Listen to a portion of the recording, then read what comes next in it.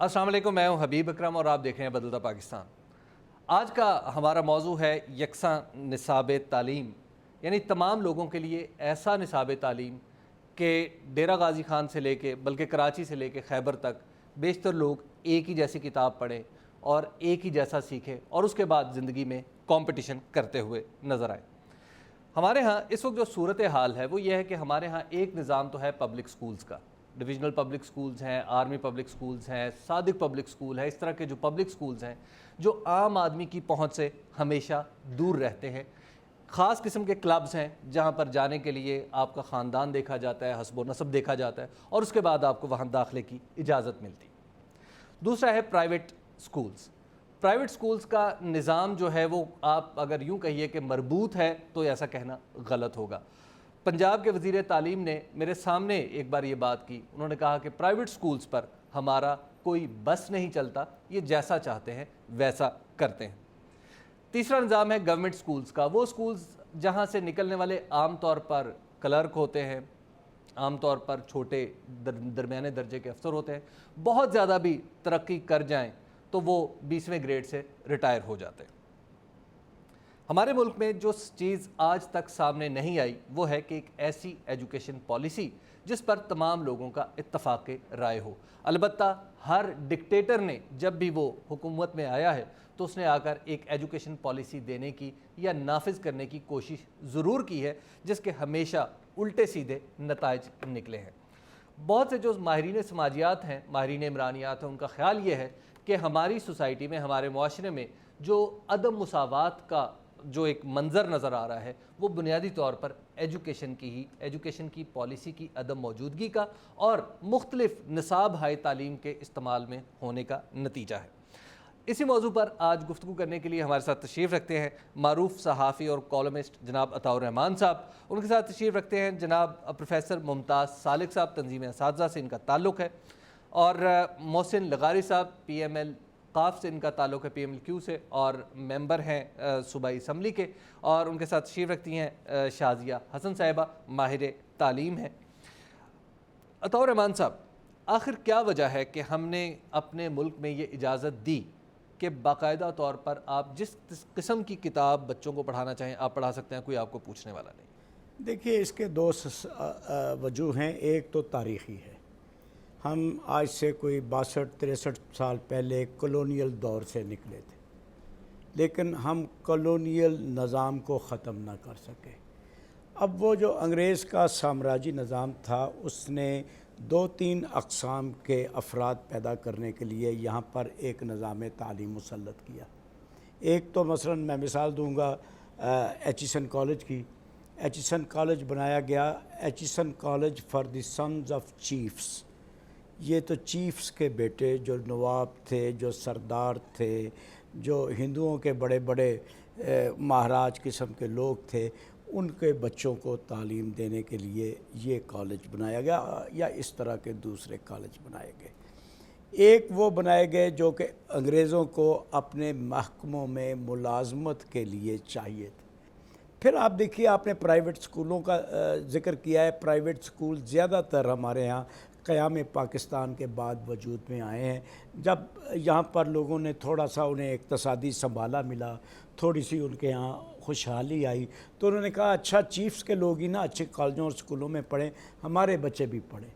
लिहाजा एक चीज़ जो कि मैं समझता हूँ कि अब वबा की शक्ल में फैल गई है, वो जो बोर्ड लगे होते हैं गली मोहल्लों में इंग्लिश मीडियम स्कूल, इस तरह की एक मशरूम ग्रोथ हमारे यहाँ हुई। मुझे एक तजर्बे से गुज़रना पड़ता है रोज़ाना, वो ये है कि ये जो हमारे यहाँ इंग्लिश मीडियम स्कूलों से बच्चे पढ़ कर आते हैं, आम दर्जे के इंग्लिश मीडियम स्कूलों से, उनको जब हमारे पास वो MBA या MA के लेवल पर पहुँचते हैं तो ना अंग्रेज़ी का एक सही सेंटेंस लिखना आता है, ना उर्दू का लिखना आता है। तो इस तरह हम बहुत नाक़िस जनरेशन पैदा कर रहे हैं। मुमताज़ साहब, कभी आपने इस हवाले से, आपकी ऑर्गेनाइजेशन ने कभी जिद्दोजहद की कि बच्चे जो हैं वो अपने ख़ानदानी हसब नसब की बजाय या अपने वालदैन की कमाई की बजाय इस बुनियाद पर दाखिल हो कि मेरिट हो और सब लोग एक जैसा पढ़ रहे हों? हाँ ठीक है, अगर किसी का बाप बहुत बड़ा आदमी है तो वो बड़ी बिल्डिंग वाले स्कूल में चला जाए।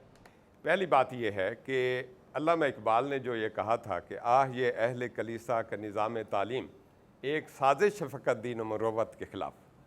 ہم اگر اس چیز کو پکڑ لیں, انہوں نے پہچانا تھا اس نظام کو, کیونکہ علامہ اقبال جو ہے یہاں ایک پکے مسلمان بھی تھے, اور انہوں نے یورپ کے جو ہے علمی خزانے کو بھی کھولا, اور انہوں نے وہاں پر جو ہے پوری علم حاصل کیا, اور اس لیے دونوں نظام تعلیم سے بھی واقف تھے اور فکری جو فرق ہے اس کو بھی واقف تھے.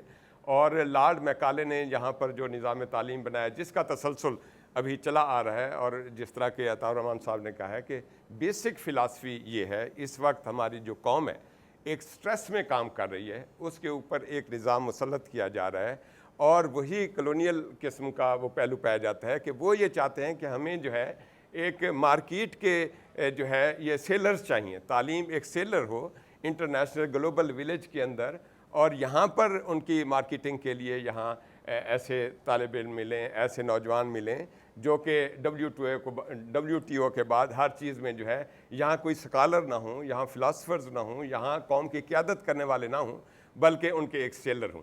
اور اسی وجہ سے اس کو جو ہے پرائیویٹائزیشن کا بھی دباؤ ہے, سلیبس بھی اپنی مرضی سے وہ بنوا رہے ہیں, اور ہمارے حکمران جو ہے چاہے صوبائی لیول کے اوپر انہی کے تحت چل رہے ہیں. انہوں نے جو ہے یہ آج سے 25 سال پہلے یہ فلاسفی دی تھی کہ پرائیویٹائزیشن ہونی چاہیے, اور یہ دباؤ کے تحت کیا. ہم جو ہے یونیسکو کے ذریعے مختلف اداروں کے ذریعے پیسے اسی صورت میں ہم دیں گے کہ جب کہ ہر چیز آپ پرائیویٹائز کر دیں.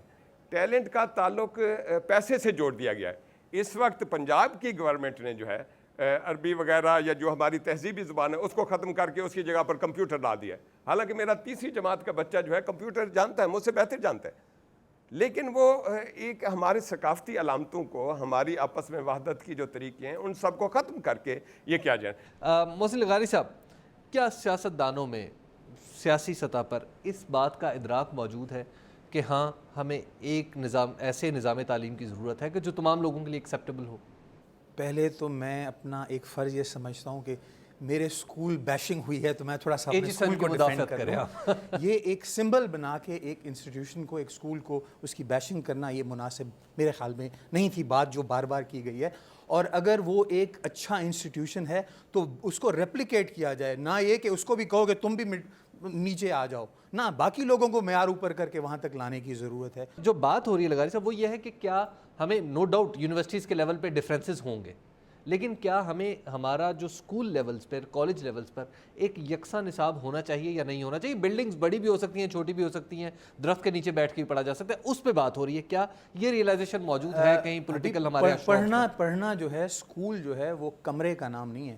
ہاں, یکساں نظام تعلیم کی جہاں آپ نے بات کی, ہمارے پاس ریسورسز انفارچونیٹلی نہیں ہیں کہ ہم ہر جگہ پرووائڈ کر سکیں. ابھی حکومت پنجاب نے میں تو اپوزیشن میں ہوں, میرا کام تو ان کو کرٹیسائز کرنا ہے, لیکن حکومت پنجاب نے ابھی اعلان کیا ہے کہ انگلش میڈیم سکولز ہوں گے کلاس 1 سے.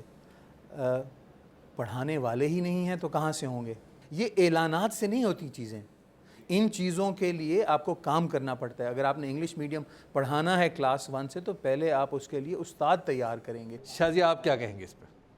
آپ نے بات کی یکساں تعلیم کی, ہم بالکل نصاب تعلیم کی بات میں کروں گی. میں سب سے پہلے آپ کو یہ بتانا چاہتی ہوں کہ جو پرائیویٹ انسٹیٹیوٹس ہیں ہمارے, سکولز ہوں چاہے کالجز ہوں چاہے یونیورسٹیز ہوں, ان کا ایک جو سب سے امپورٹنٹ جو رول مجھے نظر آ رہا ہے وہ یہ ہے کہ جن کالجز اور گورنمنٹ کالجز کی آپ نے بات کی, یونیورسٹیز, آپ اگر پاکستان کی پاپولیشن کو دیکھیں تو ان تمام جوانوں کو جب وہ اپنے اسکول یعنی خاص تعلیم مکمل کر کے یونیورسٹی کا رخ کرتے ہیں تو ان کی کھپت ممکن نہیں ہے. بالکل ٹھیک ہے, پرائیویٹ ایجوکیشن کے خلاف کوئی نہیں, ہم یہ کہ پرائیویٹ ایجوکیشن میں پڑھایا کیا جا رہا ہے, بیسیکلی ہم اس پہ ڈیبیٹ کر رہے ہیں, اس پہ ڈسکشن. میں ابھی سر نے بات کی اپنے, انہوں نے HSN کالج کو ڈیفینڈ کیا, میں بھی اپنے گورنمنٹ کالج کو ڈیفینڈ کروں گی اس وقت تھوڑا سا.